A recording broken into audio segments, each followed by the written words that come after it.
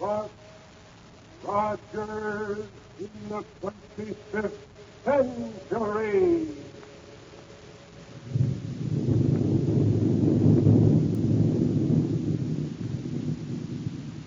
And the shower of silver dollars from Popsicle Pete's money box.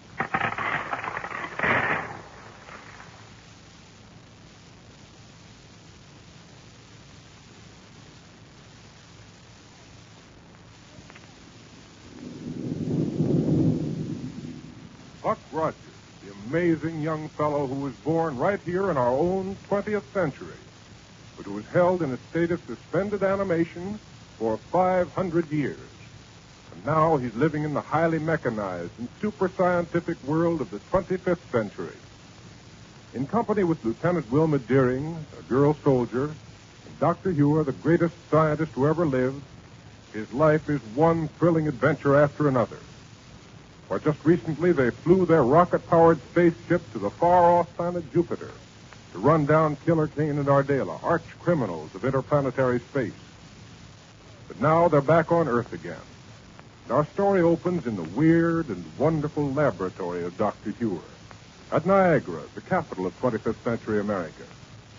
We find the old scientist alone, working feverishly over a mass of strange diagrams and complicated formulas that cover the top of his desk. Let's join him there. Here we go, 500 years into the future.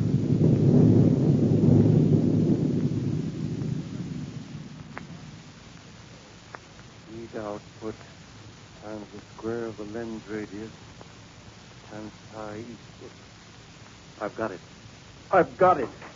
Hello, Doctor. Wilma, look. I've worked out the heat radiation formula for the mechanical mole. Mechanical mole? Yes. Let me at that subcosmic radio unit. But what under the sun is... Excuse me, Wilma. Calling Factory B18. Factory B18. Factory B18, Rankin. Rankin, this is Dr. Hewer. Oh, yes, Doctor. Set the radial heat controls exactly as I tell you. Yes, sir. Number 1 at 33 degrees, 4 minutes right. Number 2 at 7 degrees, 17 minutes right. Number 3 at 9 degrees, 9 minutes left. Yes, sir. Do it immediately. We'll take the mole on a test run just as soon as we can get over there. Yes, sir. Signing off. Well, now, Doctor. Where's Buck, Wilma? Why, he's out making a trial flight in the new super rocket ship you developed just after we got back from Jupiter. Oh. But what is a mechanical mole? Well, then wait. We'll want him in on the test run of the mechanical mole, too. Central Radio Bureau. Dr. Hewer calling Central Radio Bureau. Mechanical mole, did you say? Central Radio Bureau, Stratton speaking. Oh, Dr. Hewer Stratton. Do you know where I can reach Captain Buck Rogers? Oh, he's making a test flight, Doctor, in the new interplanetary rocket. Yes, I know. But where is he? Well, last reported about 17 points west of the moon. Oh. Flying a course in the general direction of Saturn. Well, then use a subcosmic power beam to contact him immediately. Ask him to join us at the spaceport just as soon as he can get back to Earth. Hangar number 4. Oh, the experimental hangar. That's right. And radio Sergeant Carborg out there that we're coming. Tell him to have everything ready for us. I'll call them both right away, sir. Thank you. Signing off. Starting. Did you come over here in a rocket-powered air roadster, Wilma? Well, yes, Doctor, I did. Fine. We'll use it to fly out to the spaceport. Come along. But I don't understand. All this talk about a mechanical mole and heat radiation formulae... Wilma, we're about to embark on the most amazing scientific venture we've ever attempted. Oh, really? Come along now. I'll tell you about it on the way over. Oh, good. Your rocket roadster is the enclosed model. Yeah, it keeps my hair from getting blown all over the place. That's what you're wearing a flying helmet. Well, that's as good an excuse as any. Here now. Get in, Want me to take the controls? if you like. All ready. Then here we go.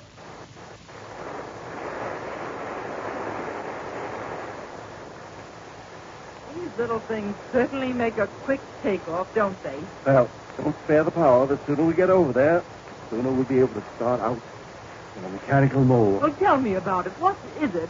What's it for? What's it do? Look, Wilma, for years we've devoted all our time and effort to exploring the vast reaches of outer space. Mars, Venus, Jupiter, Saturn. even far off Pluto. Yes, and we've had some mighty interesting times on those planets. Yes, but as a result of the fascination of interplanetary exploration, we have utterly neglected the very world we live on, Earth. Yes, I guess so. But now, what has that got to do A with... few elementary facts we do know. Seismographs, instruments that measure shocks and vibration in the Earth, have indicated that it has a central core some 4,000 miles in diameter, composed in all probability of the heavier elements like iron, nickel, platinum, and radium. Only, of course, they're liquefied. What? Awfully hot in the center of the Earth, isn't it? The temperature is probably in thousands of degrees. Well, then, the elements you mentioned must be liquefied. No. Although that temperature is far higher than that at which any known substances could be ordinarily used and remain solid, the enormous pressure is undoubtedly sufficient to keep it from melting. Some pressure. Well, normal atmospheric pressure, that which surrounds us all the time, is a little over 14 pounds per square inch. Yes, I know. But the pressure at the core of the Earth is estimated at about 3 million atmospheres. Good night. But now, Doctor... Now, of course, we know that most of the Earth's land surface is covered with a layer of sedimentary rock. Particles of rock and sand that were spread about by water following the Ice Age, and then settled and stuck together. Yeah. Now, geologists agree that a widespread granitic layer extends well under all the continents. Mm-hmm. Other common minerals are shales and sandstone and basalt in such forms as dolerite and gabbro and ecrogite and pachyllite. What and... Oh, now listen, Doctor. You're just trying to mix me all up and change the subject. I want to know about the mechanical mole. Well, then watch your navigation and swing us round. Huh? Directly below us, there at the spaceport. Oh. Great day, that thing? Yes. Why, it looks like a big, long metal sausage. It's made of flexo impervium, the toughest and most flexible metal known to us. That huge lens at the end of it. And those little fins sticking out all over the sides. A thermic radiation projector, a heat ray. Oh. And the fins shield a system of non-recoil energy projectors. But what is it for? What does it do? Well, what's the controls? We're heading straight down at it. I'm sorry. It's such a strange-looking thing. And look at all the people gaping at it from that barrier that's strung around. Well, land us there in the open space between it and the hangar. Okay. You see, there's Sergeant Karlborg waiting for us. Yes, sir. I'm cutting the power. Now we'll coast down. We're dropping pretty fast, Wilma. Then I'll use some reverse power to land us without a bump. Now, let's get out so I can find out what this mechanical mole is all about. Dr. Hewlett, sir. Hello, Karlborg. Hello there. And Lieutenant Wilmer. Well, I might have known you'd be coming along on this experimental trip, miss. Well, now I know that the mechanical mole is capable of making some kind of a trip anyway. Been having quite a time keeping the crowds back of the fence, Doctor. They all want to have a look at her. I thought you were going to keep it in the hangar, Karlborg. Not the sort of machine that should be around where people can get at it or into it. All my men are keeping them all at a safe distance. You see, Mr. Rankin from the factory brought it out here to make some adjustments on it. Oh, then he's already been here. Yes, sir. Left just a minute ago. Fine. That means we can start out in the mechanical mole without delay. Well, what about Buck, Doctor? Oh, of course. It's funny that he isn't here. I told him to come out and make himself at home in the mole whenever he... Karlborg, Yes, sir. we were expecting Captain Rogers to meet us here. I haven't so hide or hair, Captain Rogers, Doctor, since the day you three took off for Jupiter, when you went after Killer King. Well, I expect there's nothing we can do but wait for him. And while we're waiting, Wilma, I'll take you into the control room with this machine and explain to you how it works. At last I'm going to find out what it's all about. And Karlborg, Yes, sir. you better have your men clear a long path for us in the general direction of the city. We don't want the withering heat from the thermic radiation projector to hurt anyone when we start up. Yes, sir. Do it right away, sir. The rocket rest to be all right here next to the hangar? Yes. Come on, let's get into this big machine. No, wait a minute. There's the radio call signal inside the hangar office. Oh, let Karlborg take it. He's moving the crowd back. Only take a second to answer it, maybe Buck. Here now. Buck Rogers. Center Radio Bureau calling Captain Buck Rogers. Calling Captain Buck Rogers. Hello? Hello? Urgent message for Captain Rogers from the office of the President of America. Captain Rogers isn't here, but I am expecting him any minute. Dr. Shore? Yes? This is Stratton speaking. Oh, Stratton. I'm sure it'll be all right for you to relay this message to the captain, sir. Besides, you ought to know about it. What is it? Well, it reads as follows. Killer Kane and our jailer have escaped. What? Yes, sir. Good night. Then tell the President we'll drop everything to get on that trail immediately. No, wait, sir. You'd better hear the rest of this. Well, all right, go ahead. Killer Kane and our jailer have escaped from the emergency prison where they were placed to await transfer to the city prison. Yes. A clever trick made it possible for them to get a 24-hour start in the rocket plane you used for the Jupiter expedition. Fastest ship in the universe. Entire Space Patrol fleet has been unable to pick up that ship's rocket trail. Apparently, there's nothing we can do but wait until the two criminals show up again. Urge, however, that you keep constantly on guard against Kane and our jailer's reappearance. End of message. All right, Stratton. Thank you. Doctor, what can we do? Nothing, Wilma, except what the President suggests. Wait for them to show up again. I know, Doctor, but do you suppose they really did leave Earth in that ship of ours? Why, what do you mean? They might have just sent it flying alone by the automatic controls as a trick. Possibly. To throw us off that trail. Crowds all move back, Doctor, and you can... Hey, what's the matter? Nothing. Come along, Wilma. We'll board the mechanical mole. Yes, sir. Right this way. Crowd's mighty anxious to see that big machine get started, Doctor. Are they? Yes, sir. You'll catch it. Hey, look. Look, it's moving. You're right. And the heat ray at the nose of it is starting to glow. Doctor, Killer Kane and Ardela. You're right. And with that heat ray, the lives of all these people out here are in danger. And Kane and Ardela won't hesitate to use it. It's moving over toward the crowd of people right now. Come on, we've got to stop it. Stop it how? Then what can we do? Get those people away from here. Come on, get them away.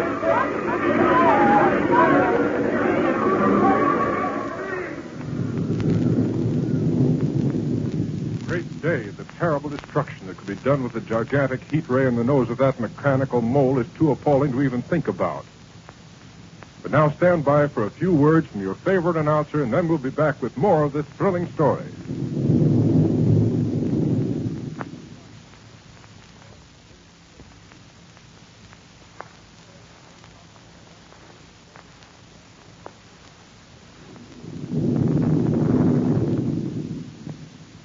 Now let's get back to the world of the future. Back to the municipal spaceport at Niagara, capital of 25th century America, where a terror-stricken crowd is watching a gigantic machine called the Mechanical Mole move sluggishly across the landing field. In the front of it, a thermic radiation projector, a gigantic heat ray, begins to glow ominously. Here we go, 500 years into the future.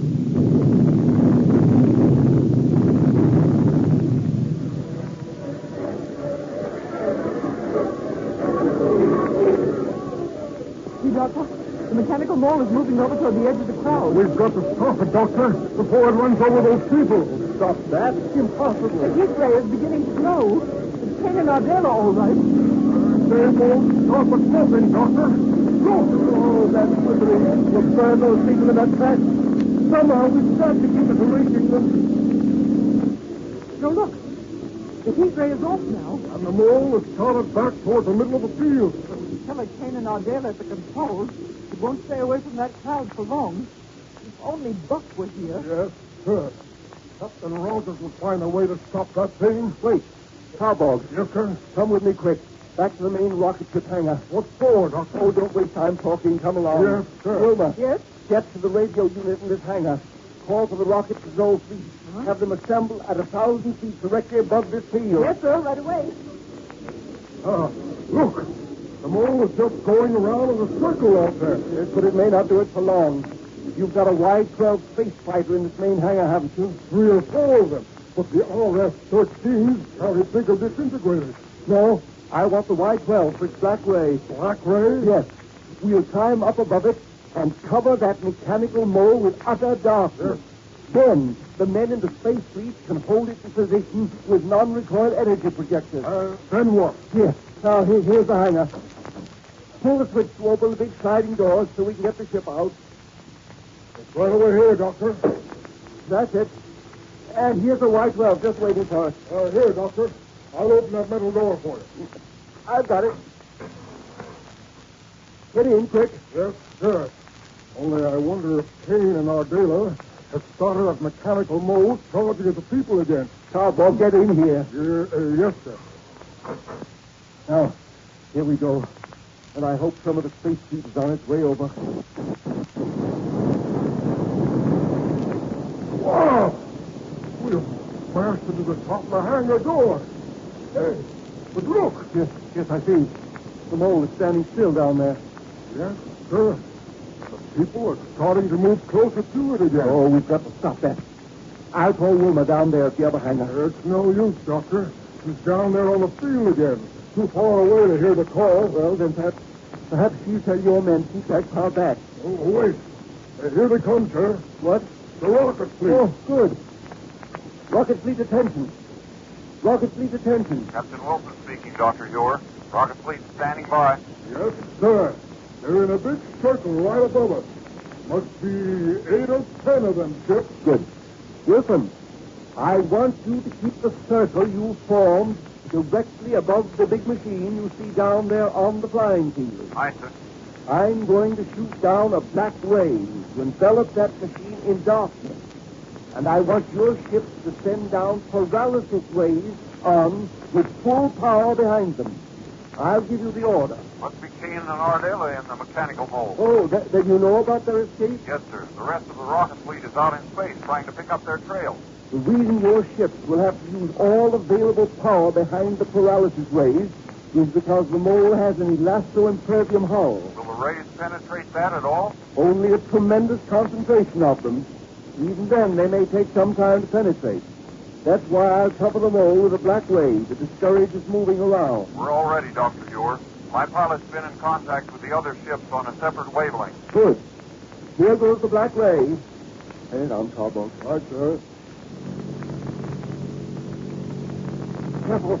Careful. There's Wilma down there. It might blind her. Stumble into the path of the mechanical mole. No. Look. Now she's running over toward the hangar. Perhaps away from the mole. It's not moving out of the black ray, but she's certainly in a hurry. Never mind that now. Wilson. Hello, Wilson. Standing by for orders, Doctor. Have you got full power behind the paralysis rays? Yes, sir. Then have the men in your ship turn them on. Right, sir. Order for all ships. It may take a few minutes, Cowboy, but the high concentration of those rays is bound to get through that hull down there enough to be effective. I should think so. Coming from the wall, them patrol ships. Now, cut off the black ray a moment so we can see the mole again, and let the fleet men check on their aim with the paralysis rays. Now? Now. Hey, look. Yes, I see.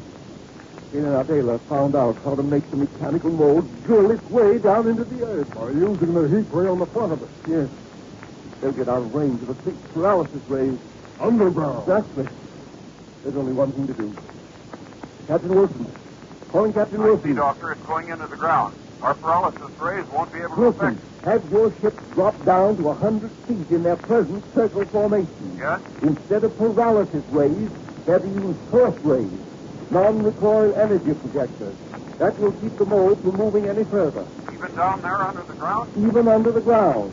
Do it now. Right, sir. And what about us, Doctor?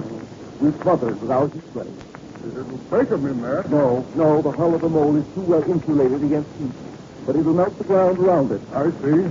Then you let the ground re-harden around it. Exactly, that's right. It will be locked tightly in a huge area of solidified rock. Here goes the heat ray. Doing it. The cloud's melting away. There's a regular pool of it. With a wall right in the middle. Exactly. And now, in a minute or two, it'll harden. We've trapped them, Cowboy. The patrol fleet is holding them right there to the force rays. And they won't need it for long. See all that steam? Yes. An underground stream that'll cool the ground and harden it quickly. Then they're trapped all right. But how are we ever going to get Kane and Ardela out of there? Well, we'll think of that later.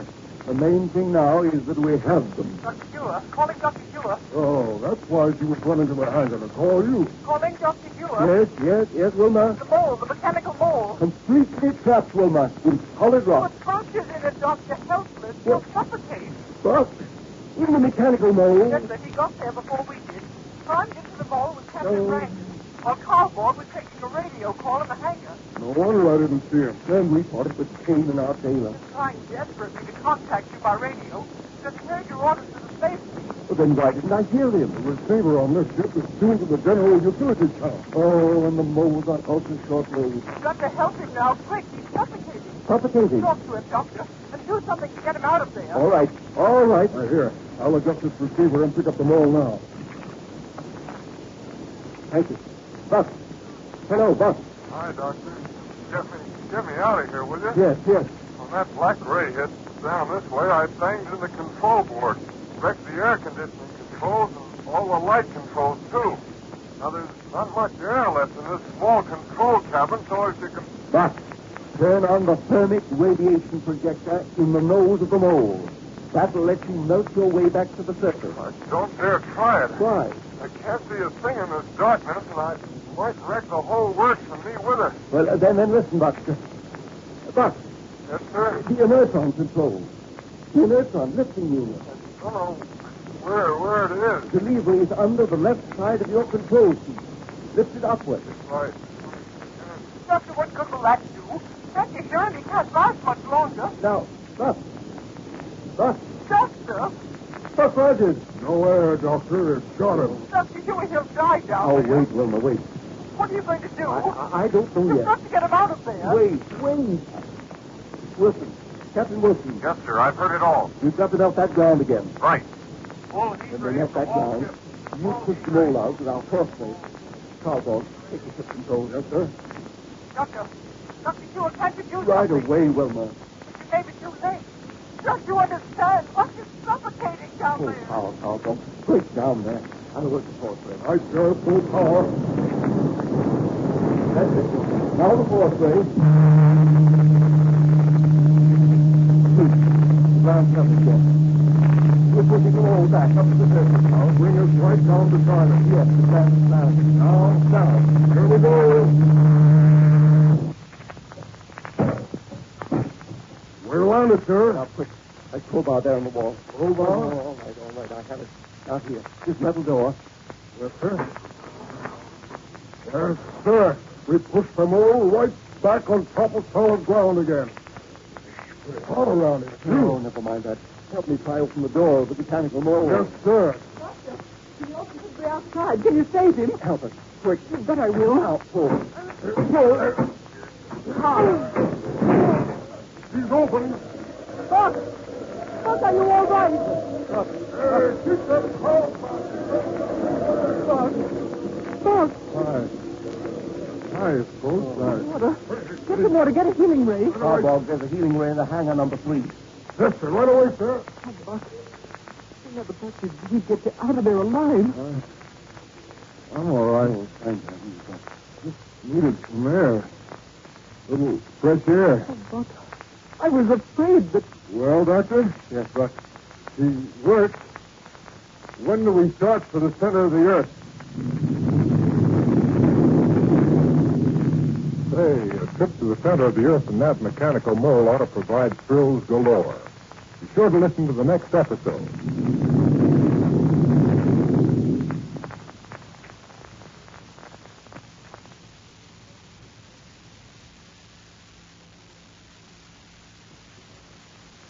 Buck Rogers in the 25th century.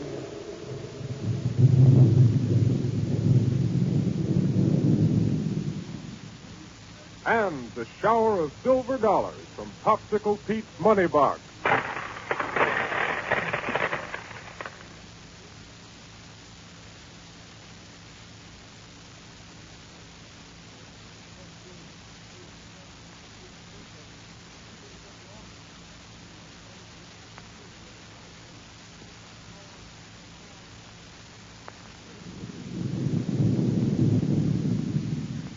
Buck Rogers, who was held in suspended animation for 500 years and is now adventuring in the amazing world of the 25th century.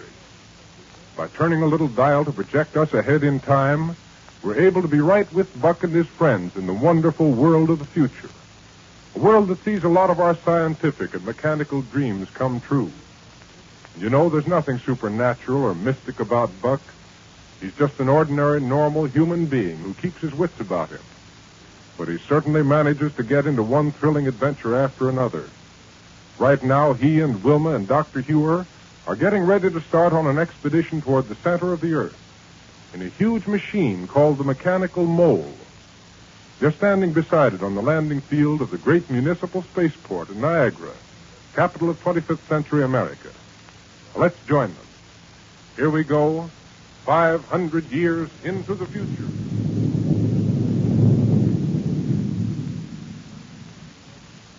Oh, what's holding us up, Dr. Hewer? I thought we were going to get started on our trip underground just as soon as we got out here. Sergeant Karlborg is bringing some weapons and scientific equipment over from the main rocket ship hangar. Weapons? Yes, Doctor. What possible use for weapons can we have deep under the earth? Well, you never can tell. We've got to be prepared for everything. Karlborg is also bringing instruments that will enable us to analyze whatever sort of ground we run into down there. Also, a gas analyzer. What's that for? I should be at all surprised if we'd run into some great open spaces miles below. Gas or air pockets. Gas pockets, anyway. Sources for the natural gas we use here on the surface. Exactly. I see. But now explain this machine to me, will you? All I can tell from seeing it here is that it looks like a huge metal sausage. Well, it's made of flexo-impervium, Wilma, the toughest flexible metal known. But how does it work?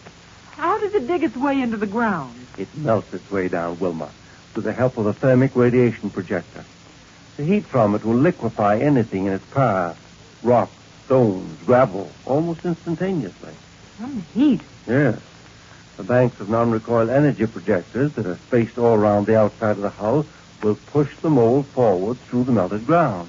Will we be able to see anything through the big metallo-glass windows there in front? Oh, yes, indeed. And are they really thick enough? Well, there won't be much strain on them, Wilma, because the force rays will keep pushing the melted dirt away from them all the time. Oh. Well, now how about getting into the control cabin so I can see how to operate it? All right. Notice that this metal door arrangement is rather complicated in order to permit entrance through 3 separate hulls. Here now. There. Why 3 hulls, Doctor? For protection against the extreme temperatures we may encounter. Right. Doctor, didn't you say that the temperature will increase about 1 degree for every 53 feet we go down? Yes, that's the generally accepted figure. Uh-huh. One of the many things we'll be able to check on. There isn't much room in this control cabin. Seems to me that in a machine 50 or 60 feet long... Power units for the non-recoil energy projectors and thermic radiation projectors. Huh? Complete air conditioning and pressure equalizing systems. Storage cabinets for all the scientific equipment. They all take a lot of room, Wilma. Oh, sure. But now, why these straps on the control seats? To enable us to stay in them regardless of the angle at which we're ascending or descending. And pressure suits. What do we ever use these for? Exploring any open spaces there may be down below. Note the instrument panel here, Wilma. Uh-huh. Pressure gauge, depth gauge, temperature, side Sure. Yes? Got the other equipment, Karlborg? Yes, sir. Right here, sir. Oh, good. Listen. What's the matter? Spy. My men just caught a spy over there by the main hangar. What's this? He has a telemagnetic recorder. You mean one of those cameras for recording pictures on a sensitized wire? Yes, sir. Well, who is he? What's he look like? Well, he looks just like a perfectly respectable Martian tourist, Captain. A Martian? But he wouldn't say why he was so anxious to take pictures, so I have the boys hold on to him. Why, that old rascal Black Barney. Barney? What's he got to do with it? Did you tell her about that, Buck? No, I guess it slipped my Well, mind. then tell me now. Well, Dr. Hewer first got to thinking about this mechanical mole up on Jupiter, where Barney helped us capture Kane and Ardela. Yeah? And he told Barney about his plan. Well, you know Black Barney. Sure. He decided he'd have to build one, too. Right. Told Dr. Hewer that the minute he got back to Mars, he'd begin construction of it. Provided Dr. Hewer would tell him how to get started with it. No, I just joshed him a little, Wilma. I told him that if he wanted to know how I was going to build the mold, he'd have to find out himself. And that I'd do everything possible to keep him from finding out. Then he sent the man with the camera. Sure, and he isn't the first spy who's been around. Well, I wonder if Barney's making any progress with his mechanical mole. Oh, apparently, yes.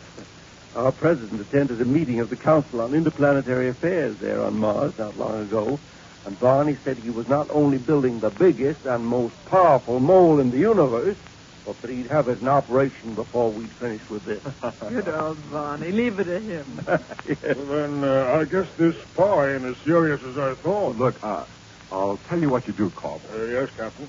Do you still have that little dog of yours, the one you call Tagalong? I sure do, Captain. Why, he's the finest mixed-breed thoroughbred. Well, where is this Martian camera? Why, right in my office at the main rocket ship hangar. Well, then, you get hold of your dog and expose the whole reel of sensitized wire in the camera on Tagalong digging holes in the ground. You mean it, sir? Yeah.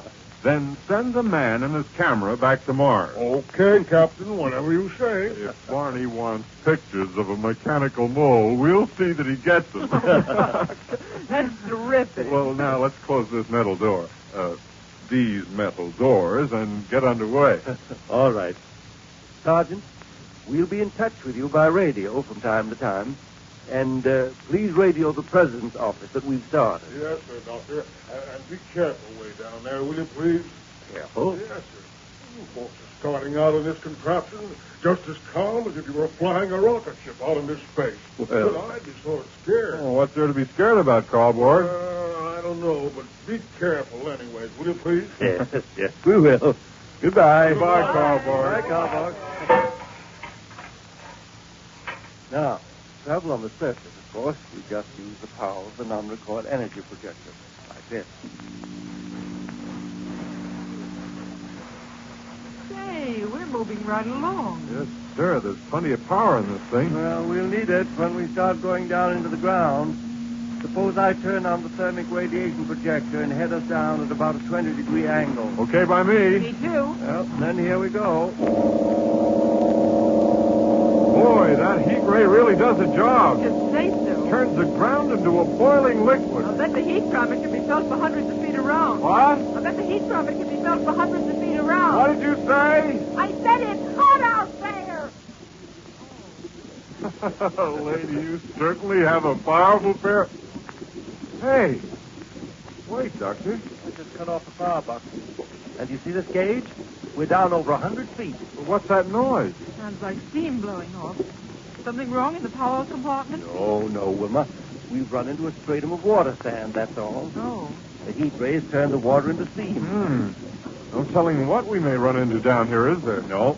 It's really kind of risky, isn't it? Rather go back and let Dr. Hewer and me finish the trip? Not on your life. Well, here we go again. Now, somewhere down here, according to soundings taken on the surface, Yeah. there's a deep... Look through the metalloglass window. Yes, Doctor? The color of the melted stuff out there indicates we're right in the middle of it now. In the middle of what, sir? A deep layer of solid granite. We're going through solid granite. That's right, Wilma. And with no effort at all. No, sir, Doctor. What? According to this gauge here, we're stopped. Stopped? Yes, sir. We haven't moved for the last 10 or 15 seconds. Now, wait a minute.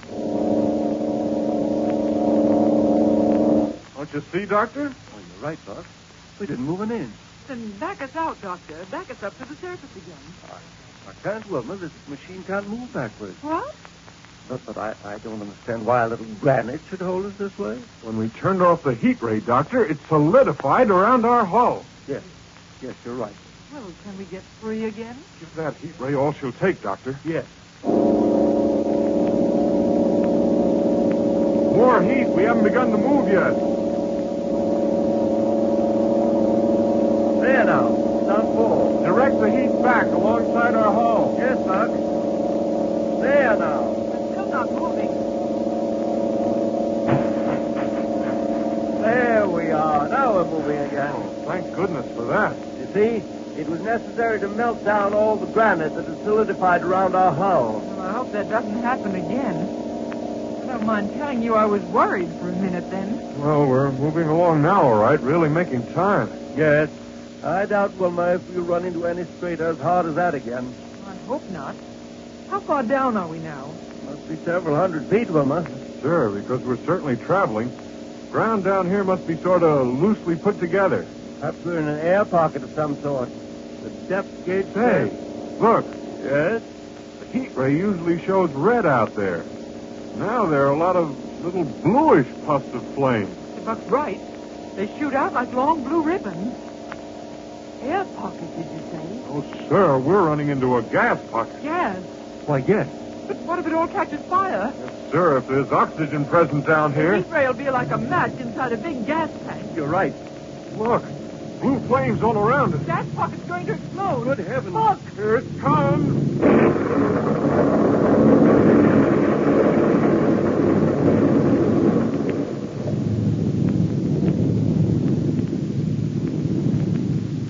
Say, that sounds pretty bad.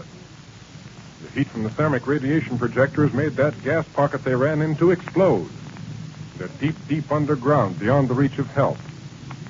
But now stand by for a few words from your favorite announcer, and then we'll rejoin Buck and his friends.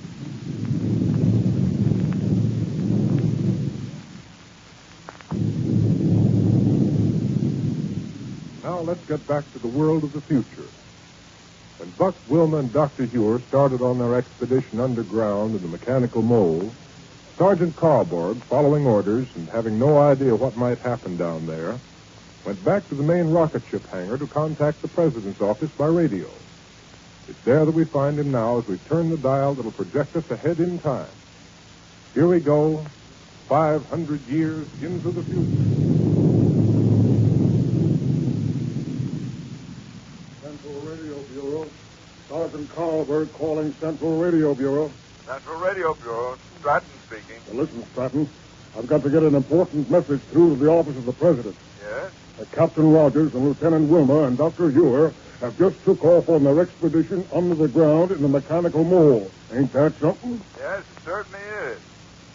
Did it sort of sudden, didn't they? Well, they didn't want a lot of people around who might have gotten burned by the big heat ray in the nose of that machine. Oh, I see. Well, I'll get that message. And you know, they took off in that big machine just as calm and collected as if it was nothing at all. Well, that's the way those folks are. I better get that message. Oh! Hey, what was that? I don't know. It knocked me right off my chair onto the floor. Some incoming rocket ship must have banged into the side of this hangar.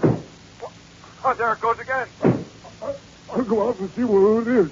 I'll call you back and tell you. No, wait a minute. But maybe a ship was cracked up out there. But if that's all it was, why should I feel it over here?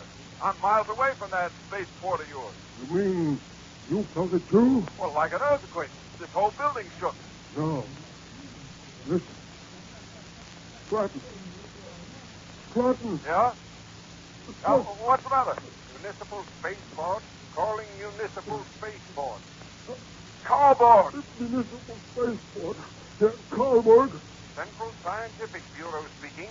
Our seismographs have just registered a tremendous subterranean explosion. I knew it. Approximately 2 miles under the surface of your main landing field. Hello? Captain Rogers. Hello? Calling Captain Scientific Rogers Bureau? in the mechanical mole. Hello, Calling Carborg. Captain Rogers. Carborg. Dr. Hewer. Hello, Scientific Bureau. Listen, Hello? Rogers. This is Stratton, the Center Radio Bureau. Yes? Dr. Hewer's mechanical mole is down there. What? The mechanical mole? Something must have happened to it. Good heavens.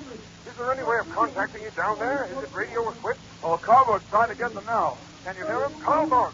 Sergeant Carborg. After we can see what's happened. It's down there under the ground, and the mechanical mole is blown up with that inside of it. Carborg, did they take a straight course down into the ground? I don't know what they did. It's too late to save them now. They're killed. This is horrible. This is so horrible. I should never let them go down there. An awful machine.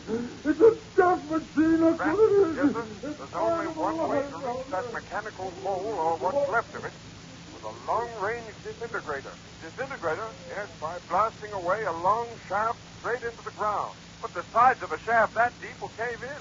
Call out the Rocket Fleet Emergency Squad. Have them circle the area we're going to disintegrate in order to hold back the sides of it with long-range, non-recoil energy projectors. Okay.